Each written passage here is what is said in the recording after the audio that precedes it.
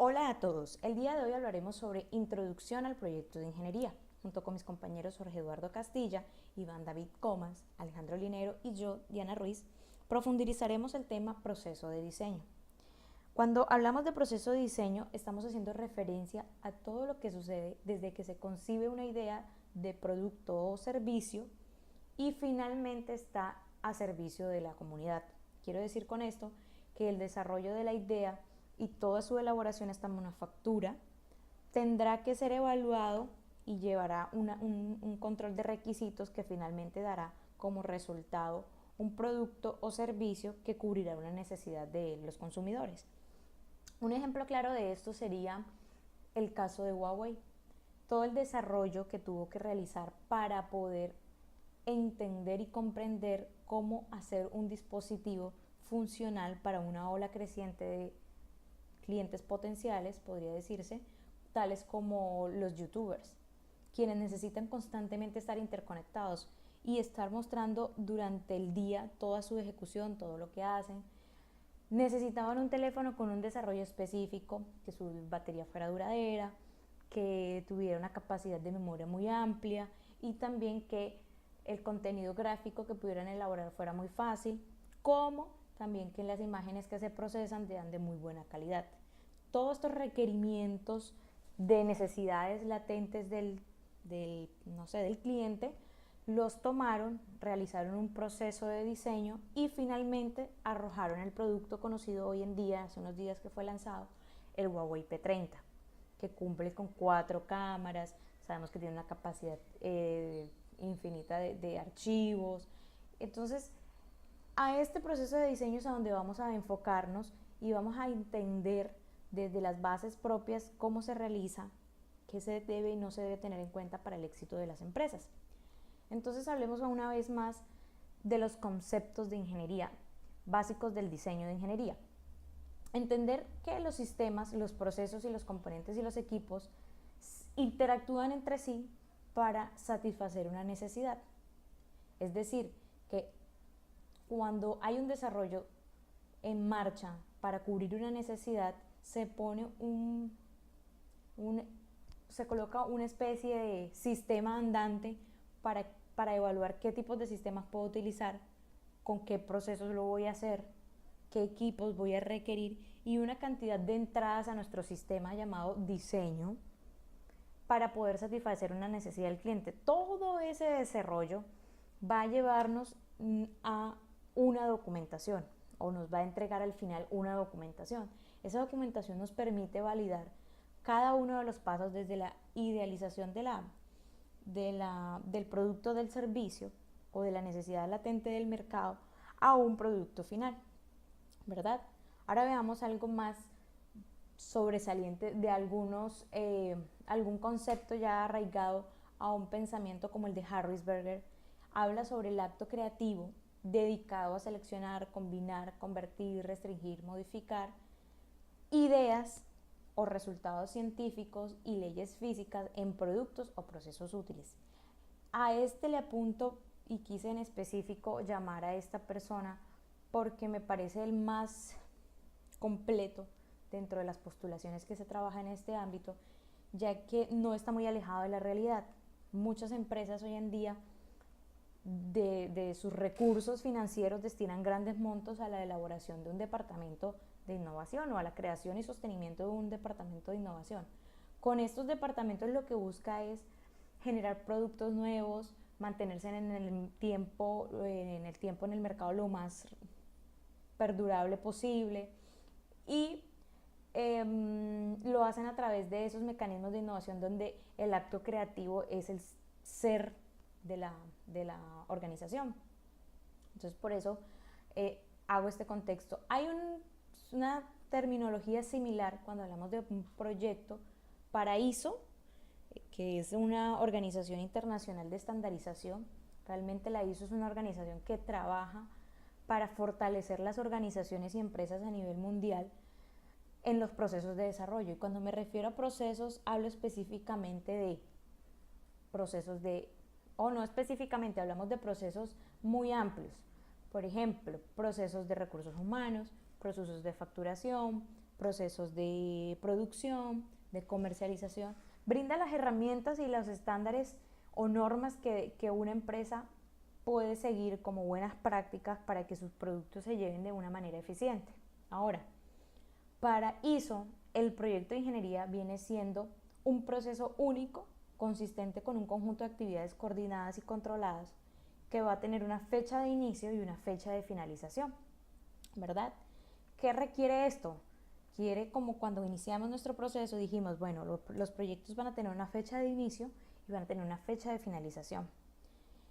¿Qué van a requerir adicional a eso? Van a requerir unas actividades coordinadas y controladas. Debe haber un líder del proyecto, debe haber una persona que emita juicios y sepa solventar todas las objeciones que van a irse presentando durante el desarrollo del proyecto, pero también van a contar con unos requerimientos muy específicos en los cuales va a haber restricciones de tipo tiempo, costos y recursos, ¿verdad?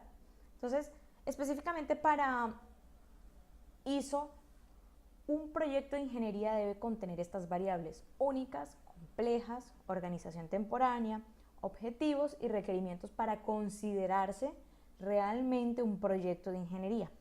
Entonces, cuando ISO se refiere a que un proyecto es único, lo que plantea es que ese proyecto tiene un desarrollo siempre con un grado de incertidumbre, ¿verdad?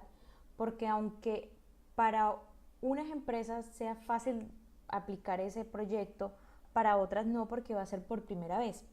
El más claro ejemplo del desarrollo de esto fue el que emitimos durante la ejecución de la clase, y hablábamos de que si la Universidad Autónoma del Caribe quería implementar o ya había implementado un sistema de ingreso de personal a sus instalaciones, y luego la Universidad de la Costa Cook también quería hacer lo mismo, por más que fuera el mismo sistema y desarrollado con los mismos chips y con la misma tecnología. Para el proyecto de ingeniería de la Universidad de la Costa es un proyecto único, ya que va a requerir cierto tipo de incertidumbre porque va a estar ligado a unas condiciones diferentes, y esto ya es cumplir con uno de los requisitos que exige según ISO, que es que sean únicos. Ahora, que sean complejos.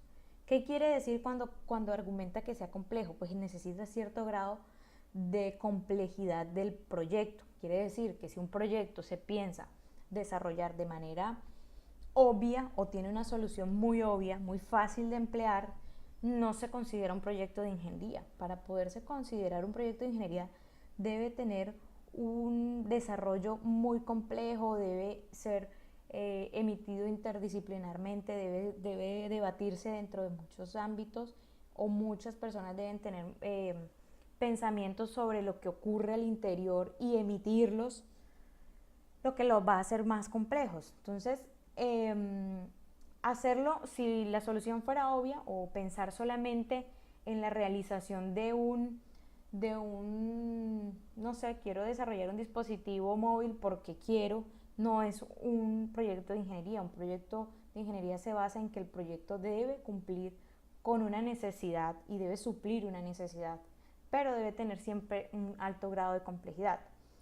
Cuando se refiere a organización temporaria, necesariamente todos los proyectos necesitan un líder y necesitan un equipo que desarrolle toda la línea o todo el proyecto.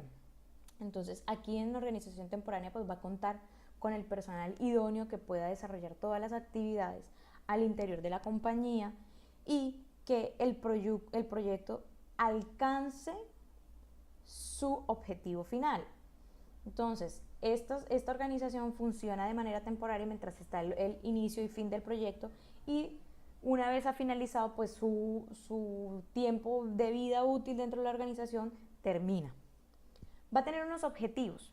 Cuando se refiere a objetivos, necesariamente está implicado a cubrir la necesidad del cliente. Quiere decir con esto que si no hay una necesidad latente, no se puede considerar un proyecto de ingeniería como tal, porque los proyectos de ingeniería están hechos a resolver necesidades de los clientes. Entonces, como les decía antes, si yo quiero idear un sistema móvil, pero porque lo quiero hacer, no es considerado un proyecto de ingeniería. Va a ser un un desarrollo de un sistema móvil porque lo requiere una población vulnerable en La Guajira, donde hay poca comunicación.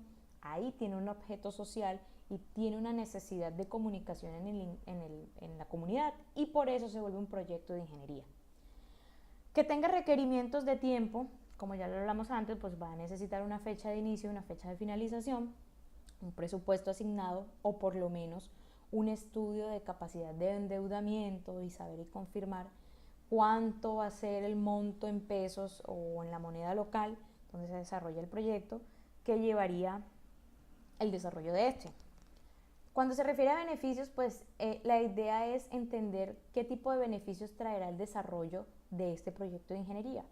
Si esos beneficios son de mucha perdurabilidad, pues tú no desarrollas un proyecto de ingeniería, ya que el desarrollo de estos dura de entre 2 a 5 años y no se realiza para una empresa que va a tener un cierre a 1 año.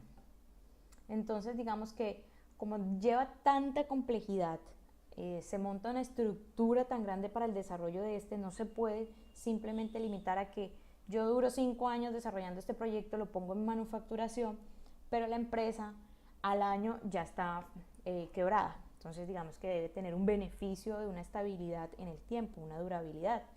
Los recursos es que deben siempre ser manufacturables, los recursos con los que se cuente deben ser óptimos, deben ser de muy buena calidad, deben tener conocimientos científicos y avalados pues por respaldo que diga que realmente es viable la realización de ese proyecto. Ahora bien, digamos que a un proyecto, como lo mostramos en el gráfico, estamos viendo aquí un proceso de diseño como tal, un engranaje.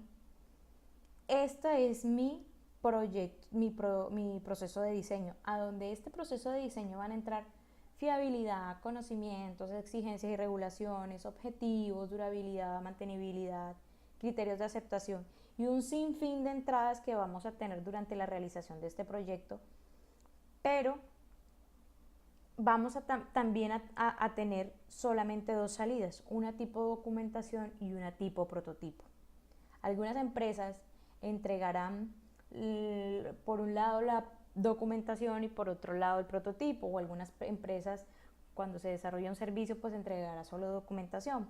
Es importante entender que la documentación es el 100% del proyecto, porque no realizar una adecuada documentación es haber fracasado en el intento, ¿verdad?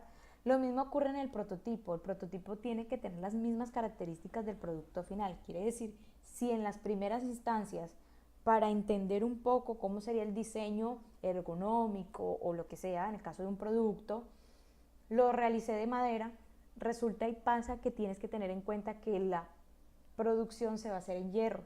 Entonces uno tiene que tener ese prototipo ya diseñado en hierro por el fabricante que nos va a proveer el hierro con las especificaciones generales y ponerlo en marcha, y ese sería entonces, después de tener todas estas entradas, pasarlas por nuestro proceso de diseño, el prototipo final. Veamos cuando las empresas se les escampa como dice un amigo, un pelito para la peluca. Cuando pasa algo así, que no se tiene en cuenta o no se es demasiado organizado con la documentación y no se tiene en cuenta todos los requerimientos y no se aplican, ¿qué puede fallar dentro de una empresa? Veamos entonces el siguiente video.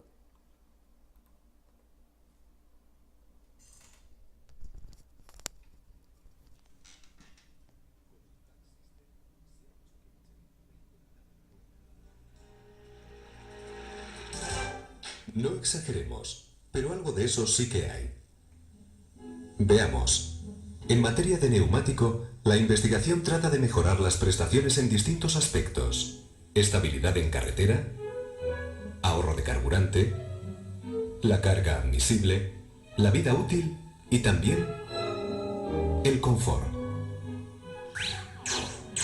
Siempre es posible mejorar una característica u otra, pero el objetivo es no hacerlo en detrimento de las demás.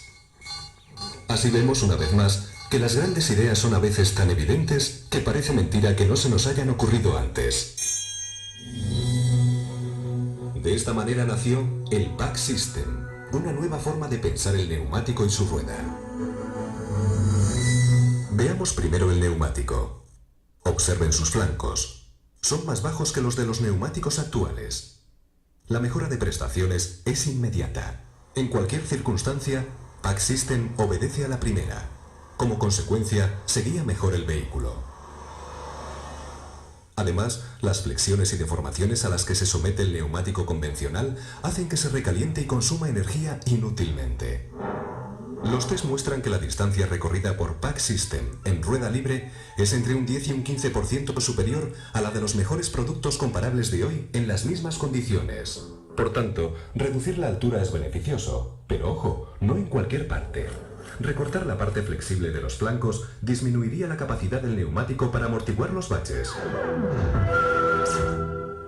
Pack System preserva esta zona para mayor confort de los pasajeros. La evolución concierne, pues, a la mitad superior del neumático.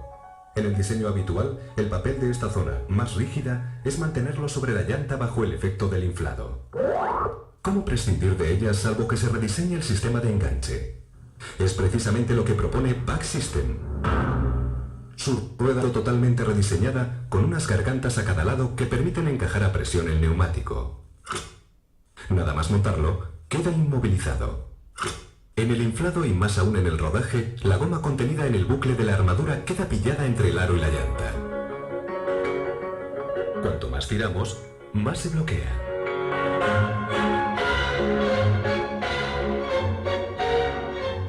En circunstancias extremas en las que un neumático normal se sale de la llanta, Pack System gana la apuesta del desllantado.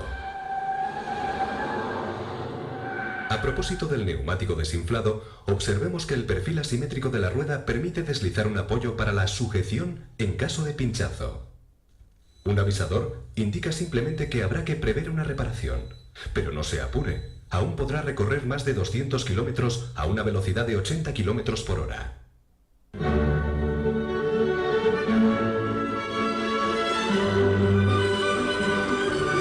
Una vez más, Michelin, con Pack System, marca la historia del automóvil.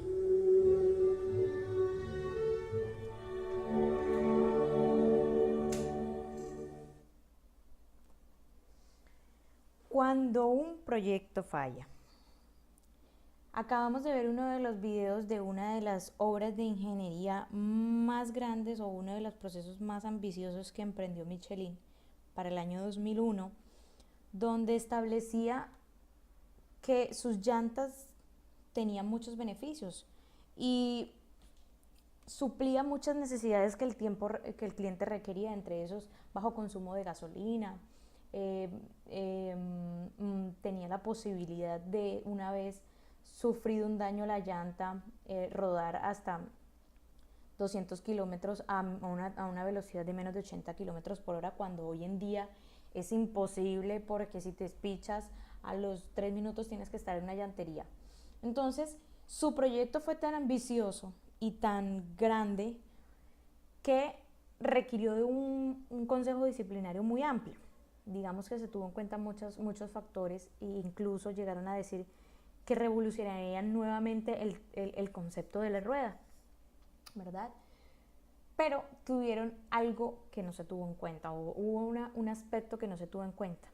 Aunque las llantas tenían muchísimos beneficios y todos los procesos apuntaban a que iba a ser exitoso en un 100%, Michelin tuvo la necesidad de retirarlas totalmente del mercado, ya que cuando contempló la elaboración de ellas, no tuvo en cuenta cómo se desarrollaría esta llanta con su entorno. Quiere decir que no tuvo en cuenta ni sus proveedores, ni tuvo en cuenta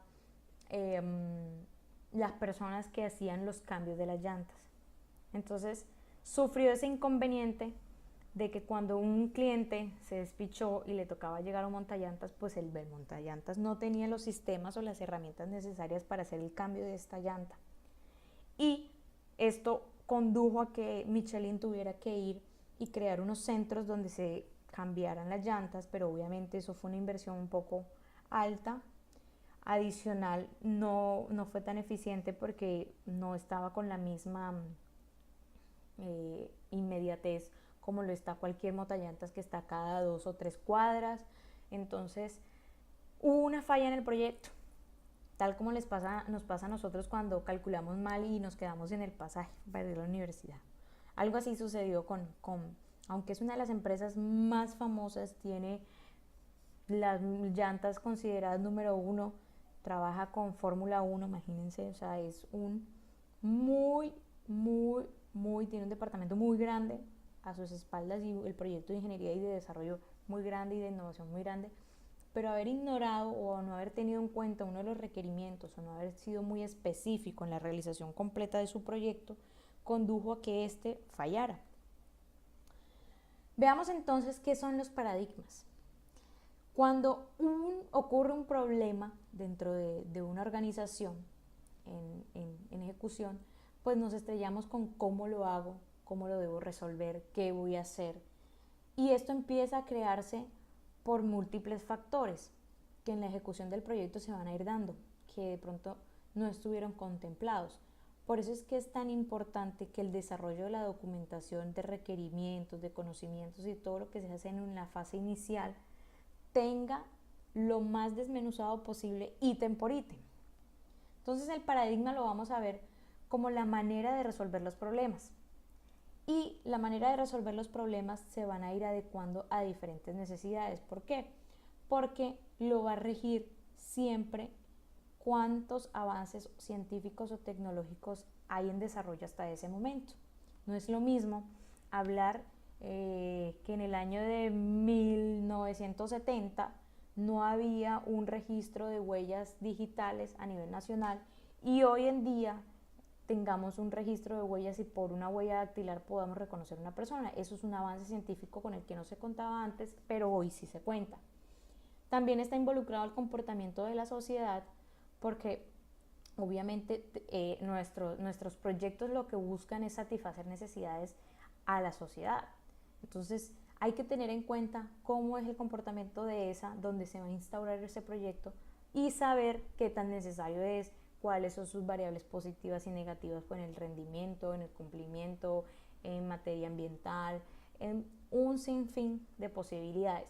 Según la revista Electronic Design, nos dice algunas pautas que tenemos que tener en cuenta y son el diseño de partes de alta complejidad. Pues en un inicio, digamos que se tenía en cuenta realizar proyectos con mucha envergadura de complejo tecnológico y de una serie de programas y de software que mientras se desarrollaban o mientras estudiaban y de eso retrasaba los procesos. Cuando una persona pone en marcha una idea y luego debe llevarla a manufacturar, esa brecha entre esos dos debe ser muy corta. ¿Por qué? Porque el tiempo que debe pasar entre cuando se piensa la idea y ya está siendo manufacturado el producto debe ser muy corto, porque hoy en día los tiempos de comercialización son muy rápidos y las personas con el uso del internet quieren tener, tú compras algo en eBay o en Mercado Libre y al otro día lo quieres tener en tu casa. Entonces tú no puedes esperar a que el cliente, no, yo te voy a fabricar, dame un mes y en un mes no, tú tienes que tener entrega inmediata. Entonces tu diseño tiene que pasar de esa idea de negocio como tal, de requisitos que se necesitan prontamente a manufactura.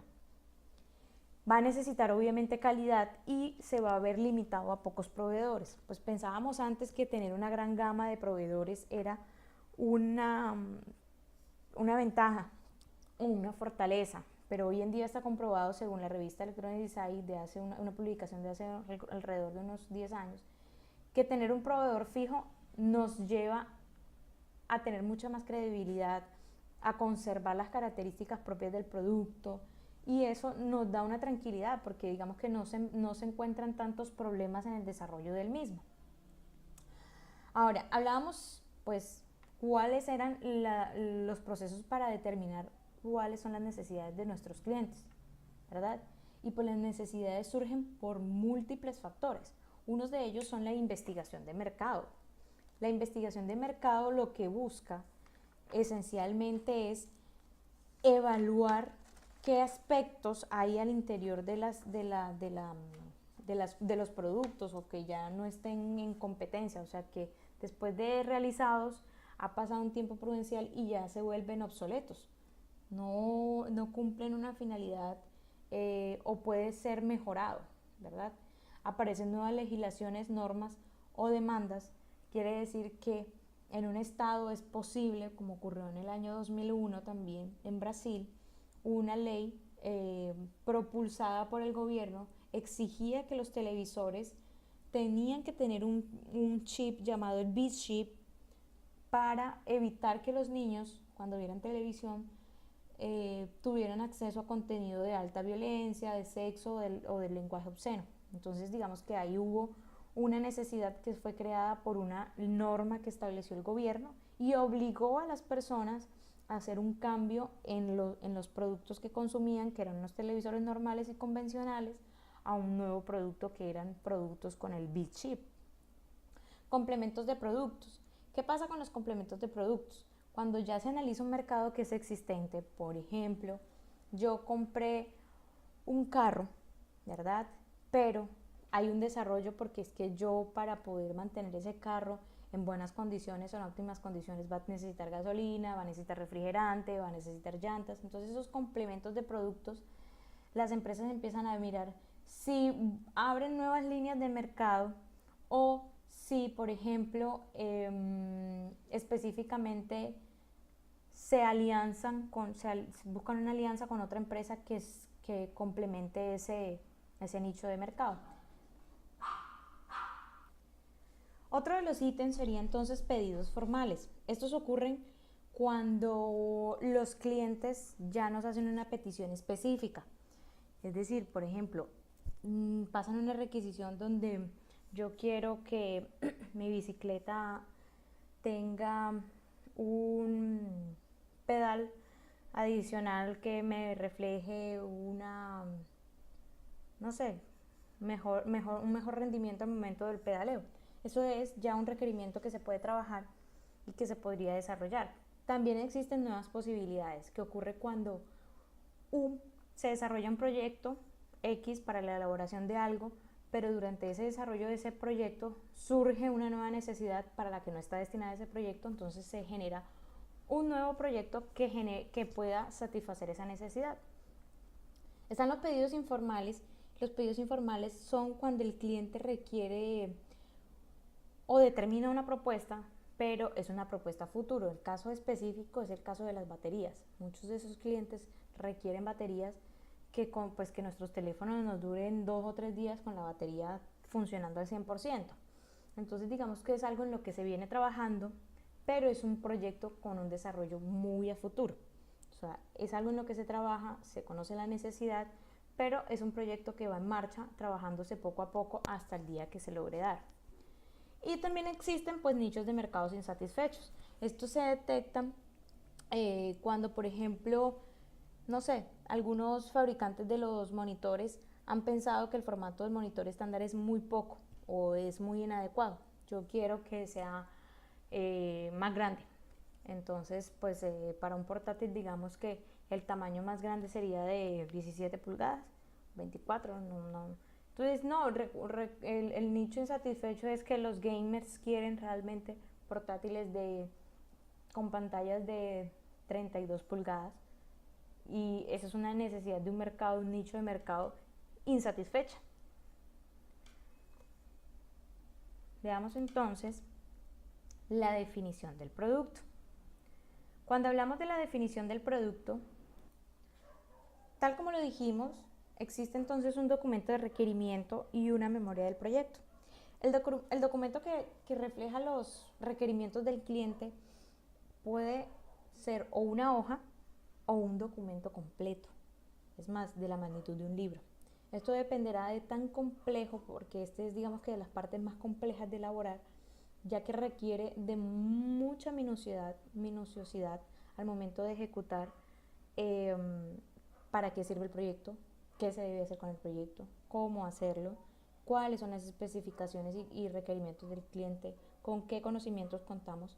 Entonces, entre mejor esté parametrizado todo eso dentro del documento, pues nos conllevará a que tenga menos posibilidades de error o menos posibilidades del fracaso el producto. Ahora, también existe una memoria del proyecto.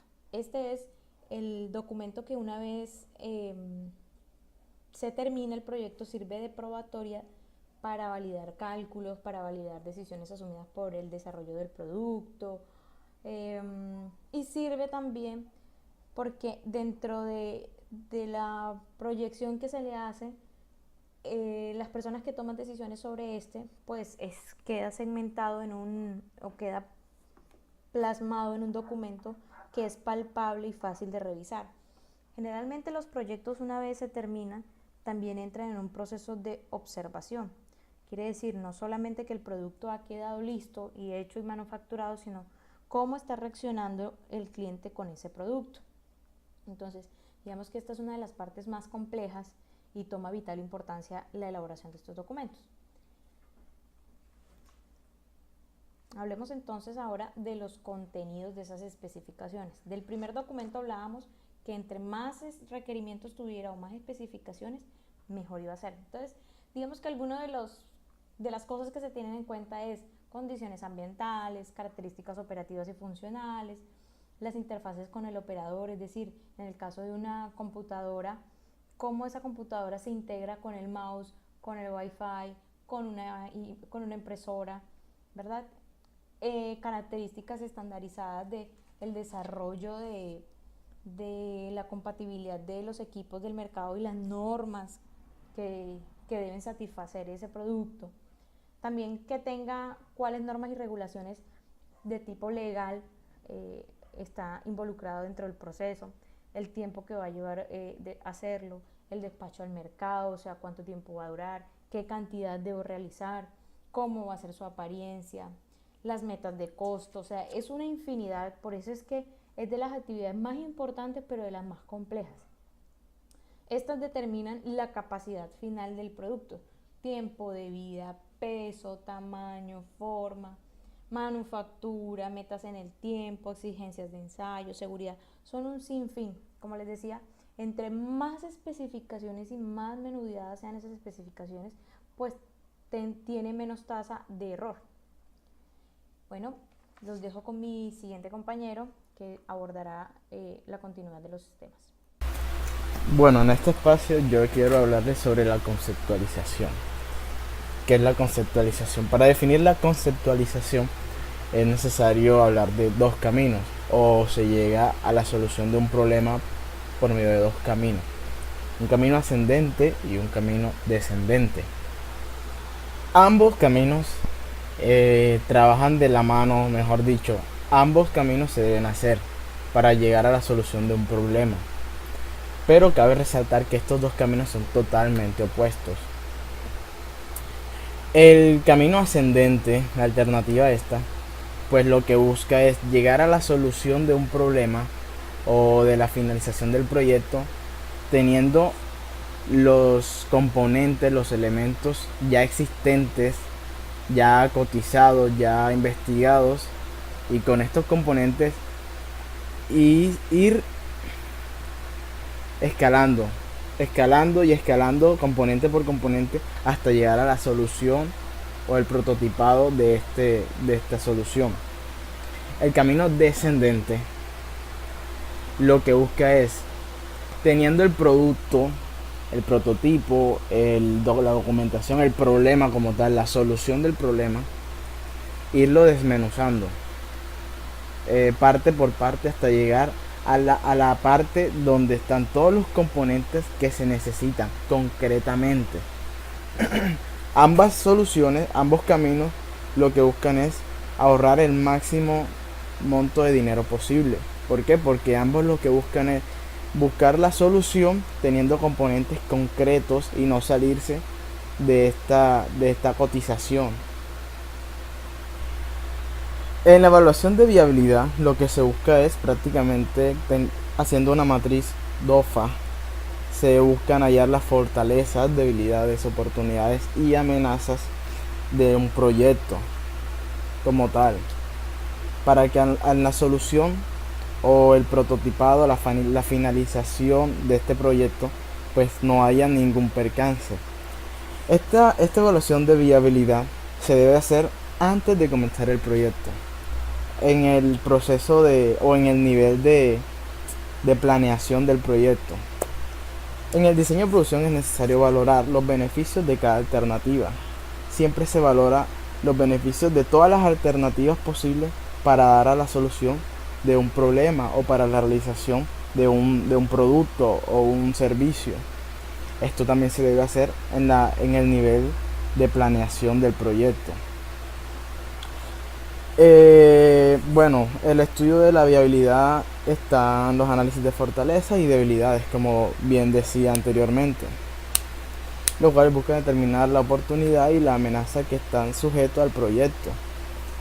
Siempre en un proyecto van a haber percances, siempre van a haber baches. Estos baches lo que se busca es minimizarse haciendo este estudio de fiabilidad de las fortalezas y debilidades, realizando esta matriz DOFA. En el diseño preliminar de un proyecto tiene la finalidad o se define con la configuración total del sistema. Lo que busca es realizar un diagrama de bloques completo de todo el sistema. Se analiza todo el sistema en conjunto y se seleccionan los componentes. Obviamente esto van a ir dentro del diagrama de bloques, dentro de los bloques del sistema total, teniendo en cuenta los costos, disponibilidad, limitaciones, facilidades de manufactura y metas de fiabilidad, teniendo en cuenta la disponibilidad que existe en el mercado de los productos a implementar, los costos de cada producto, de cada elemento que se va a meter dentro del sistema o con que se va a hacer el circuito o el prototipado final, las limitaciones del proyecto, las limitaciones que va a tener el proyecto, esos baches que siempre van a estar, y un plan de finalización. Eso quiere decir con limitaciones, la facilidad de manufactura y las metas de fiabilidad. Como yo decía anteriormente, se debe hacer una matriz DOFA donde ustedes pueden hacer el estudio de la fiabilidad, la viabilidad de todo el sistema, el proyecto como tal. ¿Qué implica crear un proyecto? Bueno, crear un proyecto implica refinamientos iterativos a medida que avanza el proyecto. ¿A qué quiero referirme con esto? A medida que el proyecto avanza, siempre van a haber baches que se pueden mejorar, que se deben mejorar, y a medida que se va presentando complicaciones se deben parchar, aceptar realimentaciones. Un proyecto siempre va a tener bucles durante todo el proyecto e iterativos. ¿Por qué? Porque al momento de que ya esas limitaciones, esos baches, esas complicaciones, siempre se va a redimensionar, a redireccionar, siempre teniendo la finalidad del producto a crear. Y esto debe apoyarse, todo este sistema debe apoyarse en paquetes de simulación, ya sea acá paquetes o software, donde se pueda prototipar de manera digital. Se debe hacer un esquema utilizando herramientas CAD o de simulación. Bueno, en el diseño detallado, el propósito de esta tarea o de esta etapa es seleccionar los circuitos a utilizar en el sistema o en el prototipo o en el producto que se quiere obtener. Se debe establecer un cálculo un modelo de cálculo para estos circuitos, para este proyecto, todos los cálculos y parámetros que incluye el sistema o el proyecto final. Se deben seleccionar los componentes muy cuidadosamente, teniendo muy claro la hoja de especificaciones, el datasheet de los elementos. Nunca debe salirse de las especificaciones, siempre con unos parámetros establecidos. Se debe establecer especificaciones, como anteriormente decía, las especificaciones de la hoja de datos que debe tener los componentes a utilizar. Un análisis de los valores. Cuando digo valor, no estoy hablando de valor monetario, hablo de los valores arrojados por los diferentes componentes a utilizar. Se debe probar componente por componente y los valores que estos deben ser exactamente igual o con un nivel de un porcentaje de error muy bajo comparado con la especificación de la hoja de datos del datasheet del componente. Documentar problemas detectados. Siempre que se documente un problema en la realización de los circuitos, de los sistemas que van dentro del proyecto, se debe documentar todos estos problemas para poder mejorarlos una próxima vez. Realimentar este mismo sistema pero con menos errores. Documentar los resultados de los ensayos. Siempre que se va montando parte por parte que están que está en el diagrama de bloques del sistema, pues se debe documentar cada ensayo de cada sistema por separado, después unirlo y ensayar con todo el sistema junto. Y por último, generar una documentación, porque esta es la finalidad del proyecto. Un proyecto, la finalidad principal es crear una documentación o un prototipo o los dos juntos. Bueno, aquí tenemos el despliegue de la función de calidad o QFD. ¿Qué es QFD? Es lo mismo pero en inglés. Deployment of the Quality Function. Bueno, aquí la finalidad principal es satisfacer las necesidades del cliente. Las peticiones del cliente son nuestras reglas a seguir, nuestras normas. Entonces, para poder satisfacer todas las necesidades del cliente, se va a hacer una casa de calidad. Es esta que podemos observar aquí, donde R son los requerimientos del cliente, E son los estándares que se deben cumplir, P1, P2, P3, P4, P5, P6 son los pesos. Esos pesos son de los requerimientos del cliente, se le asignan unos pesos o valores, uno más que otros, pero nunca dejando por atrás uno más que otro. Pero obviamente, pongo un ejemplo, del 1 al 5, teniendo 5 requerimientos, el requerimiento 1 vale 1, valga la redundancia, el requerimiento 5 vale 5. Obviamente el más importante de los requerimientos a cumplir es el 5, porque tiene mayor peso, mayor valor. Entonces, estos requerimientos van unidos con las especificaciones del cliente, y teniendo en cuenta los pesos. Al sumarse estos puntos que generan, se hace un diagrama de la calidad de nuestra empresa en comparación con otras empresas. Si se suman horizontalmente, si se suman verticalmente,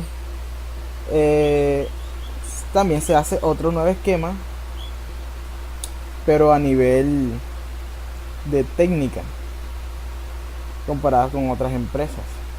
Bueno, esta casa de la calidad no solamente se utiliza de manera general para dar una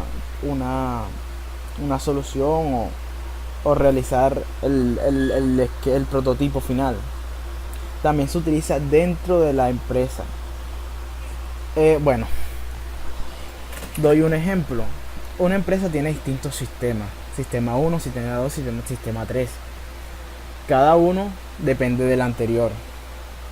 Por ejemplo, el ensamblado depende de la realización del software o de la parte de software del sistema. Bueno, se debe hacer una casa de calidad de la realización de software o utilización de los software, y el resultado de esta casa se le pasa al ensamblado. Del ensamblado hace una nueva casa y se pasa al ciclo que viene más adelante o al bloque que viene más adelante de él. Así se garantiza una eficiencia total, una calidad de la mejor calidad que se puede dentro de la empresa, y al final, cuando se realiza todo el producto, pues se hace una nueva casa para dar un resultado final al cliente.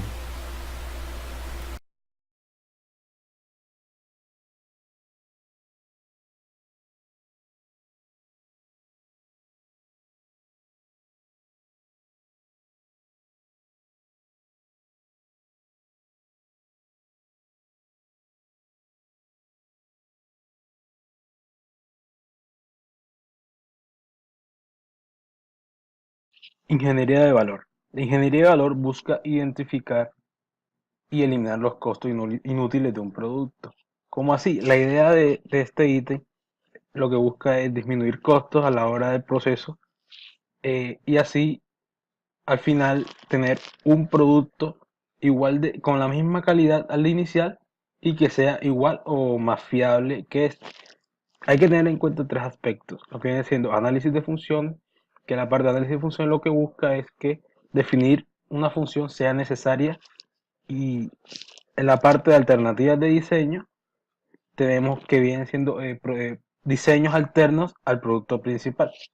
En la parte de análisis de costos, pues es si es estrictamente necesario el costo de tal proceso y saber definirlo. Diseño experimental.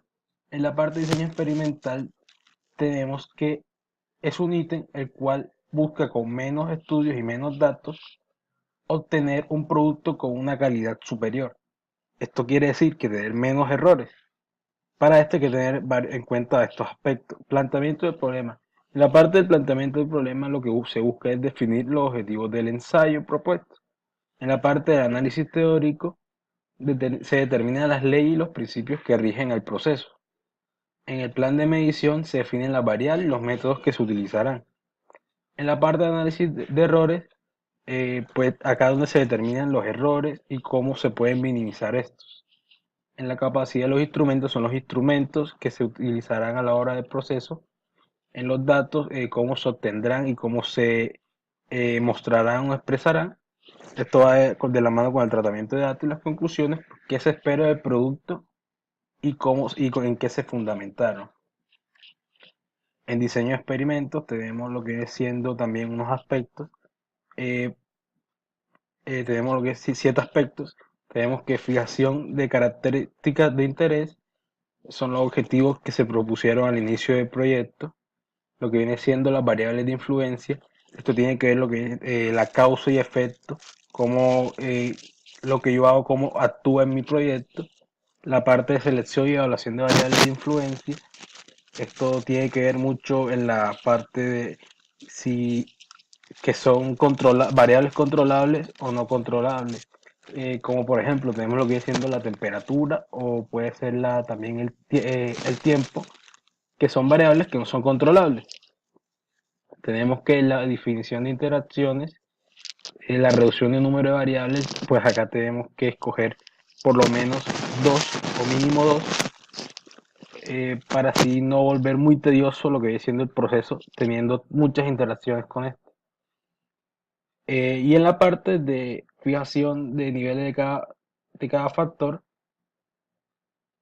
pues con base a las dos interacciones anteriormente escogidas, hay que darle el nivel y el valor a cada una y así trabajar con ellas.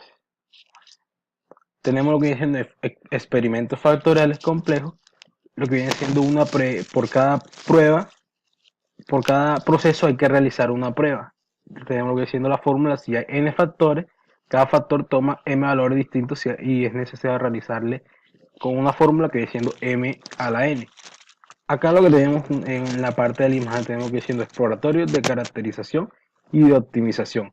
En la parte de exploratorios tenemos que, por ejemplo, en un proceso tenemos 10 ítems que interactúan con ellos. En la parte de caracterización lo que hacemos es reducir esos ítems a escoger como que los que pueden afectar más al proyecto.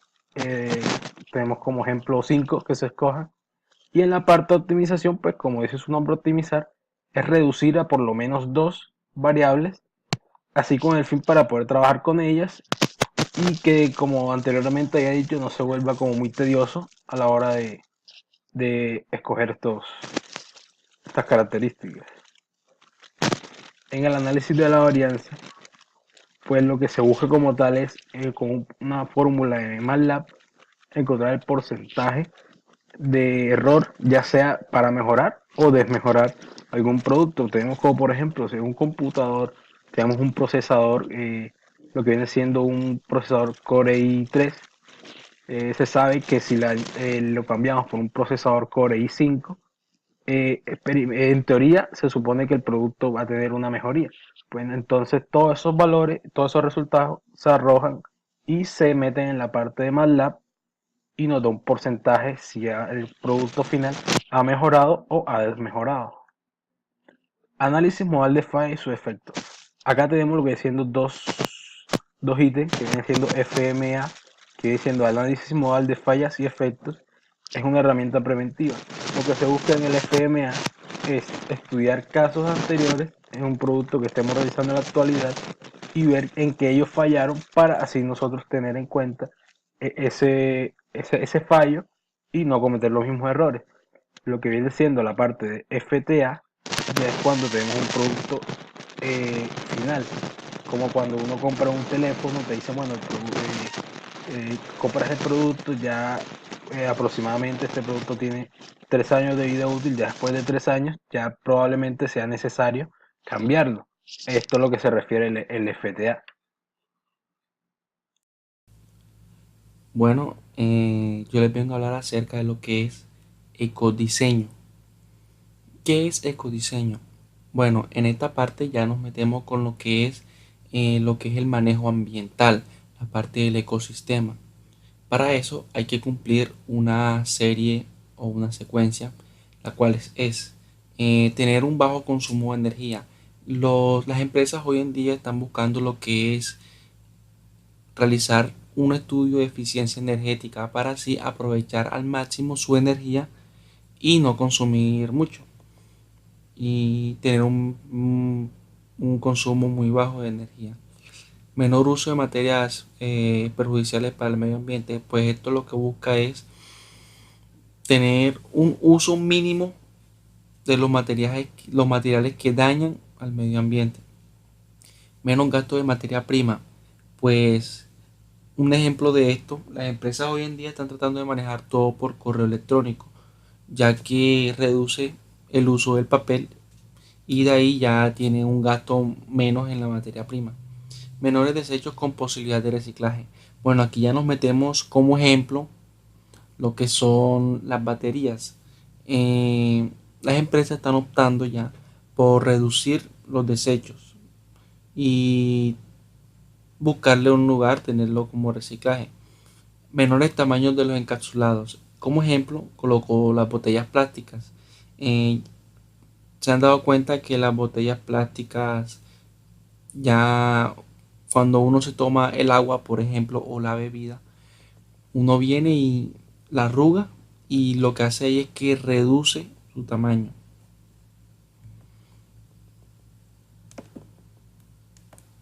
Bien, factibilidad tecnológica. Aquí ya nos metemos para ver si nosotros somos capaces de desarrollar el proyecto, si contamos con la tecnología, etcétera. Para determinar estas especificaciones se requiere. ¿Es posible definir una solución? Ahí nosotros buscamos, ahí nosotros tenemos para ver si nosotros somos capaces de desarrollar el proyecto. Si nosotros somos capaces. Se cuenta con la capacidad para el desarrollo para ver si podemos realizarlo. Se conocen o se pueden acceder a los protocolos de las interfaces. Ya aquí se refiere es un ejemplo, definir si todo esté conectado, todas las interfaces estén conectadas. Por ejemplo, la impresora, si estoy trabajando con Bluetooth, que el Bluetooth esté bien conectado con el computador, etcétera, etcétera. Hay acceso a la tecnología necesaria para esto. Esta parte nos dice es si nosotros contamos con la tecnología suficiente para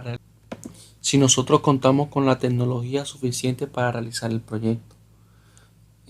Se cuenta con instalaciones de manufactura y control. Bueno, ahí ya más que todo es para ver si nosotros realizamos, o sea, tenemos que realizar el proyecto, tenemos que terminarlo y entregarlo. Internet como fuente de información. Bueno, como todos sabemos, El Internet es una herramienta muy fundamental que nos ayuda a todos en cualquier área. En esta área nos ayuda a conocer características y precios de productos de nuestra competencia, hacer un estudio a nuestra competencia para ver cómo venden sus productos, etcétera, etcétera. Hacer un análisis a nivel tecnológico de la tendencia. Ahí podemos realizar un estudio muy profundo de la tecnología o realizar estudios de mercado. Podemos acceder a normas y estándares, podemos acceder a proveedores de componentes, o sea, para ver cuáles son los artículos, dónde lo venden más baratos, etcétera. Acceder a foros de discusión. Bueno, podemos acceder a cuando tengamos una duda, cosas así, consultar. Responsabilidad legal. Aquí ya nos metemos con la parte legal, con la parte de los errores. Existen errores por omisión y error por comisión. Un error por omisión se causa por no haber previsto la situación crítica, como por ejemplo, yo estoy en un aula de clases y necesito colocarle iluminación, pero hay una ventana ahí en el aula. Entonces yo omito esa ventana y yo coloco las iluminarias. Yo ahí estoy omitiendo esa ventana sin saber que esa ventana me da claridad en el día. Error por comisión. Ya esto se causa cuando el error se contempla pero se adopta una solución equivocada. Por ejemplo, yo quiero cambiar ese error. ¿Cómo hago entonces? Entonces yo, en vez de colocar persianas como ejemplo, entonces coloco 5 luminarias más. Eso es un error por comisión. Hay errores también que son por voluntad humana, por error humano o simplemente por error de diseño. Ética profesional. ¿Qué es la ética profesional? Es un conjunto de valores y principios que regulan la conducta de una persona en sus actividades profesionales. Para esto ahí se puede buscar, por ejemplo, por medio del IEEE o por NSPE, que son dos organizaciones muy grandes que pueden tenerlas, que la pueden descargar. Esto también ayuda a engrandecer nuestra imagen y también nos ayuda a promover el profesionalismo. Listo. Sin más que decir, muchísimas gracias por su atención.